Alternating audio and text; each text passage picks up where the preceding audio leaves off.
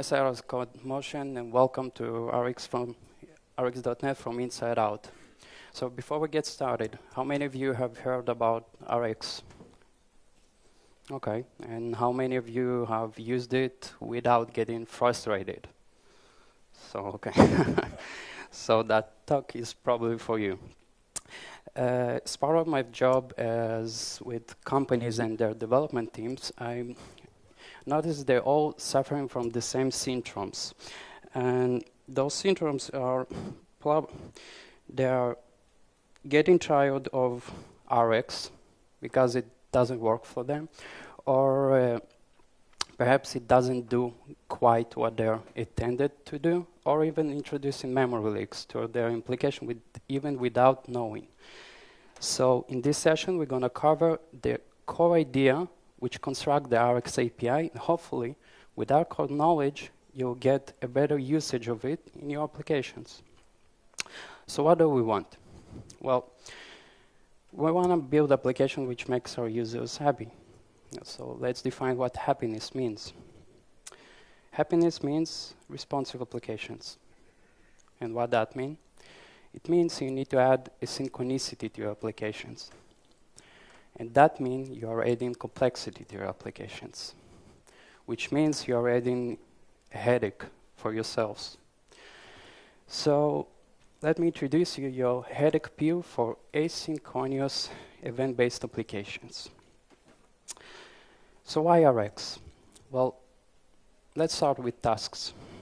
They're great, right? I mean, they really made our async life easier. Especially the async await syntax, oh, it's great. But they're not lazy. I mean, once you spin up a task, it would try to run as soon as possible. And the other thing is, they're not restartable. It means task has either a binary result, either it succeeded or failed. And if you try to await it again, you'll get the same value. It's the opposite with observables. They're lazy by definition.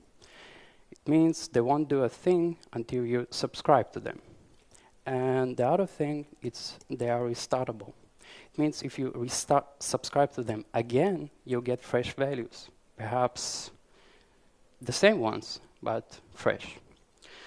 The other cool thing is I want to be able to get the whole code which represents my feature and bundle it into a small, readable as possible piece of code. And RX allows me to do that. And the other thing is they're testable. You can get the same piece of code run concurrently in your production and synchronously in your unit tests. And that's powerful. So our agenda for today. We're going to briefly talk about history. Then we're going to try build our own RX API. And what's observable RX presentation without few live demos. So we're going to have two of those. Afterwards, I'll briefly explain what it means code versus hard observable. And we're going to summarize, and I will give you a reference where you can continue on. So let me introduce myself. My name is Stas, and I work for a consultancy and training company, an Israeli company called CodeValue. I have more than 6 years of hands-on experience with various technologies, and to whom it may concern, I wrote a few blog posts on how to MongoDB with C#, and you can find it on that link or on the official documentations of MongoDB. Let me introduce you now with another persona. His name is Meyer, and he's basically the father of RX. He was an explorer with Microsoft, and he explored the differences between push and a pull model. And he was able to prove that both of them are interchangeable, particularly enumerable versus observable, and enumerator versus observer. And there's a great talk on, including Eric Meyer on Channel 9 with Brian Beckman. And if you get bored easily, just jump to 36 minutes when they're starting to talk about code. And by year of 2009, we have ourselves the first release of RX. But this talk isn't about history. We're going to talk about observables. And I think the best way of understanding how this something is working, the best way would be to build something by our own. So let's do that. But before we jump into implementation, we need to cover all the different use cases our Rx API might encounter. So here we have a simple list. In the idea here, we want to iterate over each value and push it into our callback and print it to the console. Here's a different use case. We have a button here, and it has an event click. And we are registering an event handler to it, and once the button is clicked, we're going to push that notification to our event handler and print it to the console. But what about async? Well, here we have a simple web client, and we're getting some sort of data. And the idea here will be, as soon as that data is ready, we're going to push it into our next callback. Okay, but that's an HTTP, and it might fail. And we want to have our system resilient to failures. So we're going to add another callback, which is an error callback. And whatever that throws an error, we're going to push that notification to our error callback. And what about numerous values? Well, we want to get notified when there's no more values. So you want to add a new callback, a complete one. And it will be invoked whenever there are no more values. So let's hold on here for a second and try to analyze what we saw. We need a delegate for, we need a callback for our delegate. And we need an event handler for our event. And we need to await the value of the task for it to be completed. But there are some sort of events, right? But they all came from different technologies, and I can't combine them. And it means if I can't combine them, I cannot functionally compose between them. So here's an idea. Let's build a unified language which will encapsulate all those different scenarios and encapsulate what varies between them. So let's start with that. Here we have a simple methods tab, need data, and we already know if we want to get data, we need to pass a next callback. And if we have errors, we need to pass an error callback. Completion, complete callback. And since it's a generic API, I choose to work with arrays. And you probably all know what will be the output here.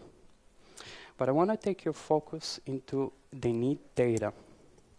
Why did I call it that? Well, in the typical synchronous scenario, you call a method, it calculates something, and you get it back the results. But what about asynchronous scenarios? And try to think about prior to async await. You had to pass a callback into the continuation function of the task in order to get those values. So that's the reason for need data. Perhaps it's not the most sophisticated name, but it gets the job done. So here we have our initial draft. Let's try to ramp it up a bit. Let's refactor it by getting those three methods and bundle them into a separate class. And since we're iterating over values and printing them into the console, let's call it a console observer. Great.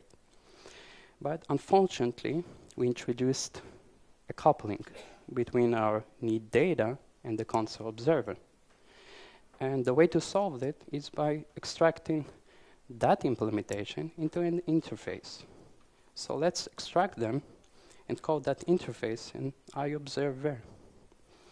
Let's fix our need data. Great. Now let's continue further with our refactoring. I want to rename that method into subscribe. And that still doesn't change anything. It still does what it intended, what we are intended it to do. So let's continue further. Let's take that method and also refactor it to a separate class. And along the way, let's get that method interface and also extract it into a separate interface, which will be a void subscribe iObserver of t. Now let's hold on and try to analyze what we're seeing here. We have an observer, and it's observing something, so that something is ought to be an observable. Ta-da! So, I see a problem here. And the problem is hidden here. And try to think about the different implementation. The one I'm thinking about is we can have a button hidden inside that observable. And for each subscribe, we're registering an event handler to it.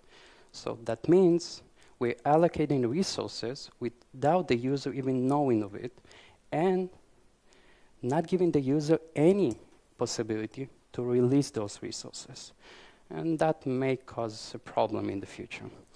So I want to suggest something. Let's, instead of returning a void value, let's return an object which will implement the iDisposable interface, and whatever the user is done, it will call the dispose method, and those releasing those resources which will be encapsulated here. So I'm going to change now the void return value to iDisposable. And I cheated here a bit. I've used the disposable.empty from the Rx API, and it's basically an object that does nothing, whatever is dispose method is called, and the reason is we have nothing to dispose of here. So let's continue further. Normally, iterating over hard-coded values is never a good thing. So let's extract them away and pass them as a constructor parameter. Great. And you know what? By doing so, we basically removed any type coupling we had to the integer type. So it means we can now transform the observable into a generic one. Great. Now, the last thing is I want my class to represent its by its name, its meaning. And we know what we are doing here. We're transforming enumerables to observables. So let's rename it and call it to observable. And the last thing I want to do is, since we're in C# and we love extension methods, let's wrap the instantiation of that class into an extension method. Great. Congratulations, we now have our first observable. But enumerables have cool features, such as filtering values using where, and projecting new values using select. I don't see any reason why we can do the same with our Rx API. So let's add a where class. And the idea will be the same as previous. We get a class called where, but the key difference here, we're going to pass an observable stream instead of the enumerable we passed previously. And also, we're going to add a filtering function. So let's see the implementation after we are going to add it to our pipeline. So here we are saving those values, and now I have a problem. How can I iterate over values without breaking the encapsulation of the iObservable? I mean, it only exposes a subscribe method. So here's an idea.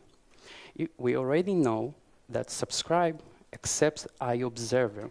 So why don't our where class implement iObserver, and those be a valid argument to the subscribe method of the previous observable we want to filter.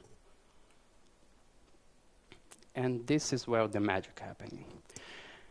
On the previous pipeline, when we subscribe to it, we basically passed an observer, which triggered ourselves to pass ourselves as an observer to the previous observable, which is our toObservable. That triggered the values emission using the next method. And now we're getting those in here, into our own next method. Now we are able to filter those values using the filter predicate. And those values which will pass, we're going to delegate them to the observer we got, which is our console observer. And now we'll get that output with the 10 filtered out. So let's add a new operator. Let's add select. The idea is absolutely the same. The only key difference here is we get two generic parameters, the t in and the t out. And instead of filtering function, we're going to add a projection function. Now let's add it to the pipeline, and the implementation is basically the same. The key difference here, instead of filtering values, we're going to project them into a new value as they come and pass them to the console observer. Now let's see an illustrated diagram of what we just explored. So the first value will be filtered, the other two will be passed. And once it's completed, we're going to print the done. By this point, you probably ask yourself, why do I need it? I mean, I already have those operators with link. So the answer will be, I choose where and select because of semantic similarity and to ease my explanation. The other thing is, observables are a push model, which means we don't have all the values currently. And it means, if we don't have them currently, it means observables introduce another dimension, time dimension. And those means we need time-based operators. And RX provide you with those. And I try to gather them into categories. And you can see we have timeout and time interval and timestamp and many, many more. According to the official documentation, a few hundreds of them. And you can get all of this magic by downloading system.reactive from NuGet. And finally, we got to live demos. So my boss came to me and asked me to implement a Google search of countries. And he had two constraints. The first one would be, don't send a search request if the search term is at least 3 characters long, and don't resend the same string again. I mean, if you typed Rome, cut it and paste it again, you don't want to send it again because you already have all those results. So let's jump into code. And I will show you the simple implementation before we're going to see the RX one. You can see it? Everybody can see? Larger font. Okay. That's good? Okay.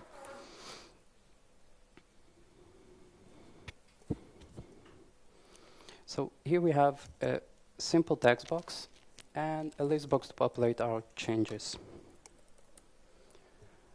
And please pay attention to attempt number 6. It will be the search attempts to our server. Okay? So we implemented our feature, and we're happy about to ship it, and our boss came us with a bug. And the bug is we're overflowing our server because we're basically sending a search request for each keystroke. Okay, and that's probably not a good thing. So we came up with a solution. And we thought of adding a timer, which will wait a half a second after the last keystroke. So when the user stopped searching for typing his search term, we will wait another half a second and then send it. Okay. And my boss came up with another idea. Try to think about the situation when you send in a search request and it got delayed for some reason on the server side. And then meanwhile, the user have changed the search term. The previous results are irrelevant from now on. So we want to switch to the newest ones, right? So let's see the simple implementation. Here we have a search box, a text change, an event. We're checking all the criteria, and if everything is okay, we're initiating a search request. That's only mimicking a real server. Okay. Now let's see the other implementation, including the timer and the cancellation of switching to a new requests. We got ourselves a pretty long piece of code for such a simple feature. I mean, we have almost 60 lines of code, right? So let's see the same implementation using Rx. Let's delete all of this.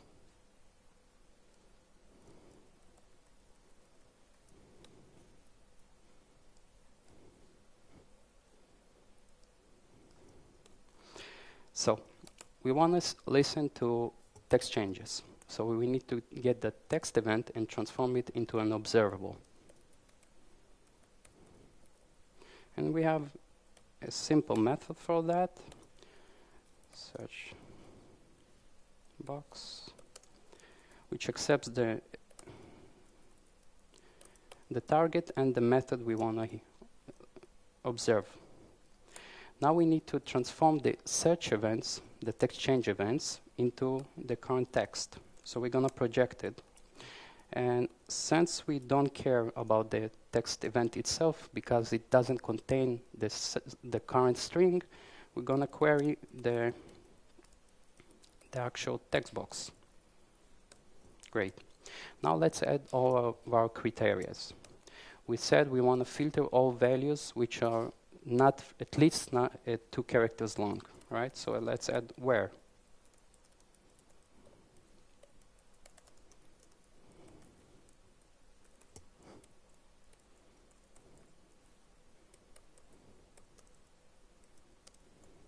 Great. Now we said we want to add a timer because we want to wait half a second. So let's add throttle. And let's wait half a second. Now we want to make sure we don't send the same value. So let's add distinct until changed. And it does exactly what it says. It will get you distinct values until there is a change. Now we have our term, and we can pass it to our search client.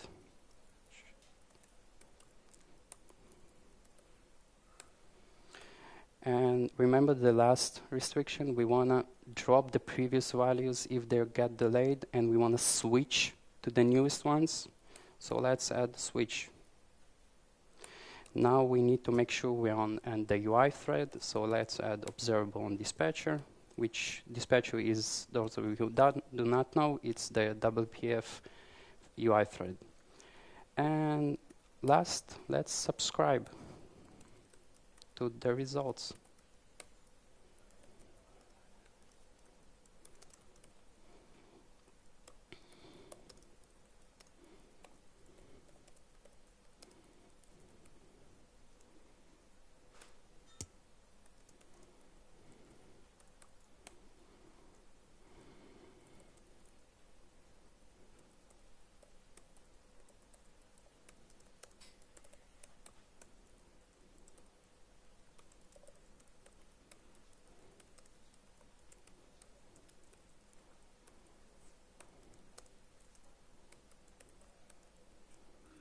And basically, that's it.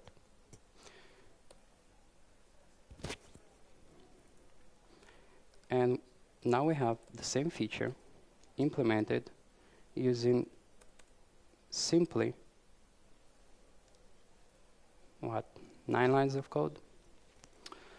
So let's review using a diagram what we just saw.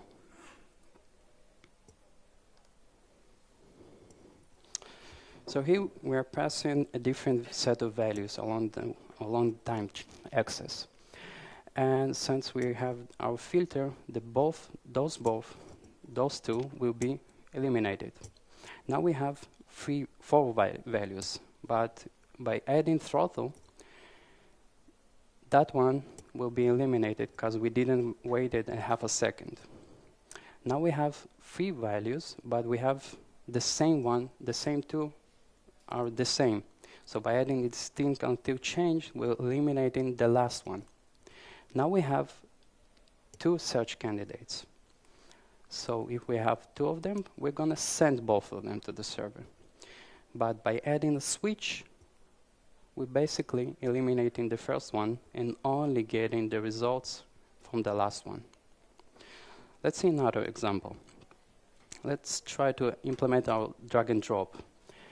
And this is basically my implementation and my definition of drag and drop. You basically get on each mouse down on your target, process mouse moves along the way until a single mouse up. And I highlighted the most important words. And same as before, we're going to transform the events into observables. And now let's compose our drag and drop. That's it.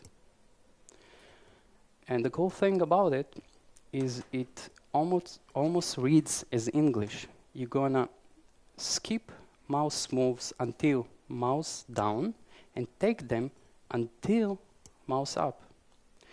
But take until means that observable stream will be completed as soon as the first mouse up. And that's probably not something you do not want. So we want to be able to regenerate that same observable stream. And luckily we can. Just add repeat. That's it. Now we have a full observable of drag and drop points. So let's jump into another coding session.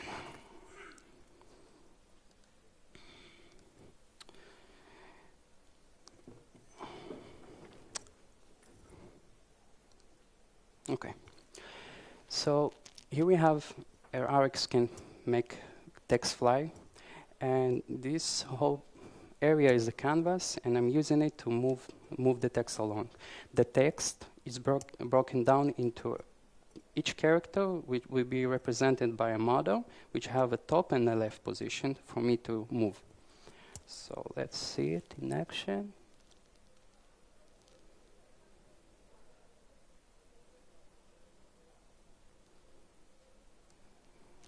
That's it. You're probably thinking that probably needs a lot of implementation. Well, actually, thanks to Rx, no. So we're getting all of those three events, transforming them into observables.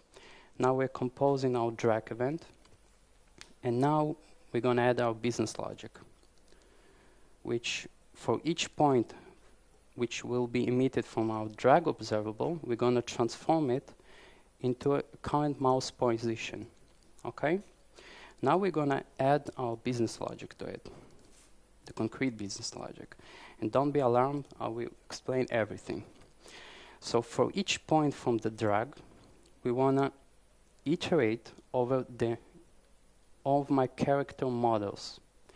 So I'm iterating over them using the select many operator, which will give me the character and its index in that array. Now, I will try to, oh, sorry guys, that's the wrong repo. Okay. Now I will bundle them using return. And here I have the point, the item, and I'm adjusting the X position. Now I want each item to wait 75 milliseconds depending on its index.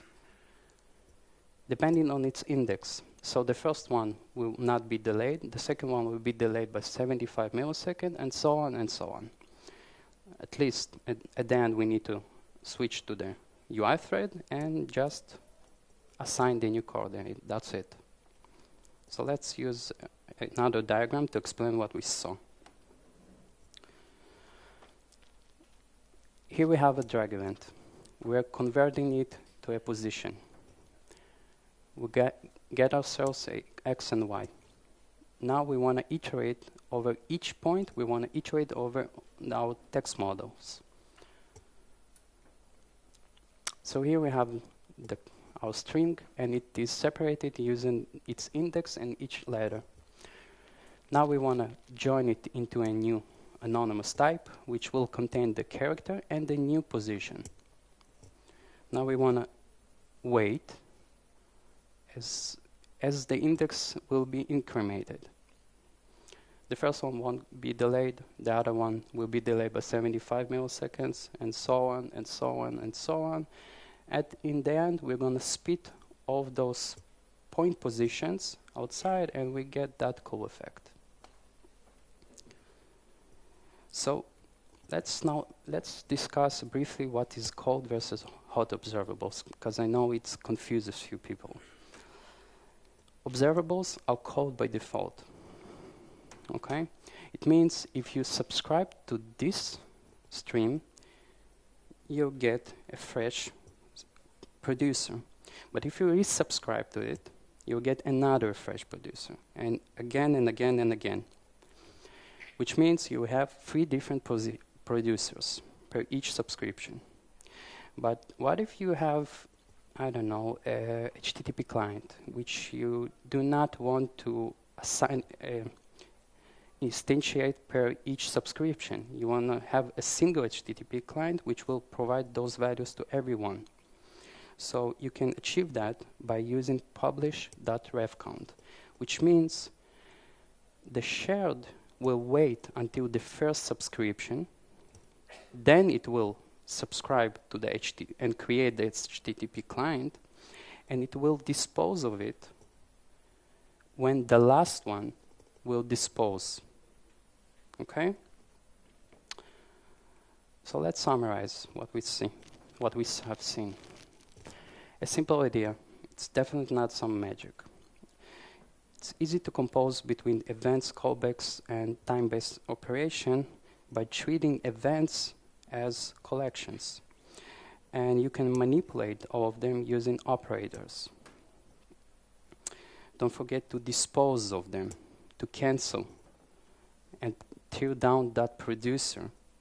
Okay, in the scenario where we had the HTTP client, we're obligated to dispose of that subscription in order to cancel that HTTP. So what can you do from now on? Well, I think the greatest place will be to visit their official documentations. RX is available on more than 10 languages and few platforms. I don't even remember which ones. You can download it. It's open source. Play around with it. Do the same as I did. You get a better understanding how the mechanism works. And my personal suggestion, a coworker of mine, which is a senior software architect with code value, wrote a book about reactive extensions in .NET. And it has really real-life examples per each operator. And thank you.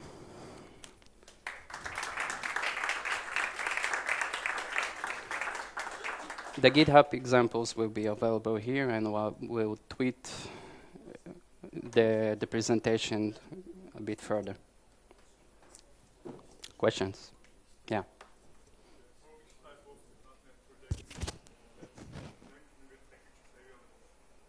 Sorry, can you repeat a bit louder?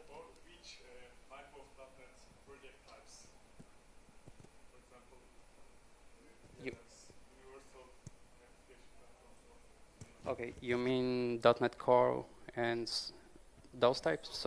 So the package is available on .NET Core. So it means you can consume it potentially on Linux machines, if that is your question. Hope I got it right.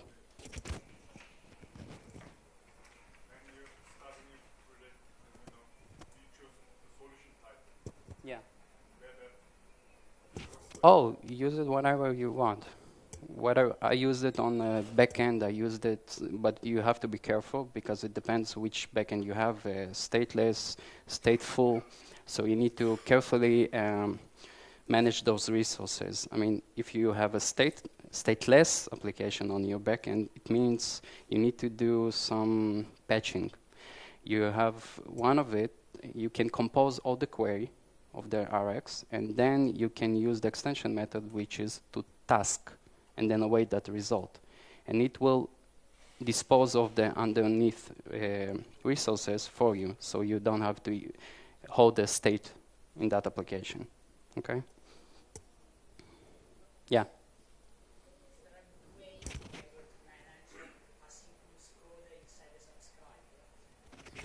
Not with that current release, but in future releases, which is currently experimental, they're doing something called async rx.net, which you will have async subscribe, and they're basically implementing from top to bottom the whole Rx API using asynchronous implementations.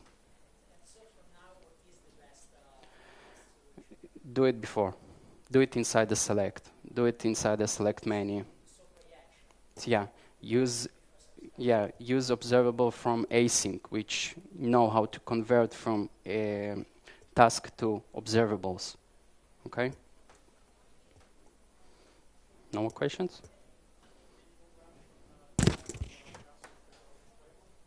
A bit louder. A bit louder, can you?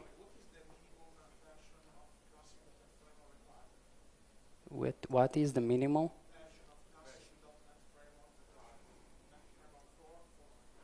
Oh, that's a good one. If I'm not mistaken, you need from .NET 4.5, but since the release was 2009, hope those packages are not deprecated, but the whole asynchronous mechanism is a bit different with the previous versions of Rx, the Rx.1 and so on. They're supported, but you have different implementations, so you need to consider that. One more? Yeah?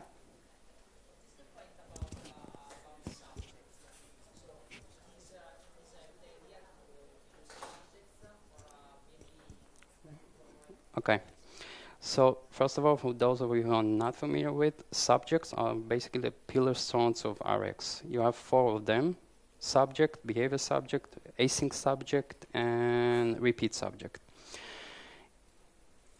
Best thing will be not to use them, but I use them anyhow, but because there's sometimes custom implementations wherein you get the value from one side and you need to emit it from the other side, the same as you have with task completion source. They're there. You can use it, but you can achieve almost 90% of your queries using the simple API. Okay, and last thing I forgot to say, I have a copy of Rx, which I was planning to give to the best questions, and that was you with the last one. So,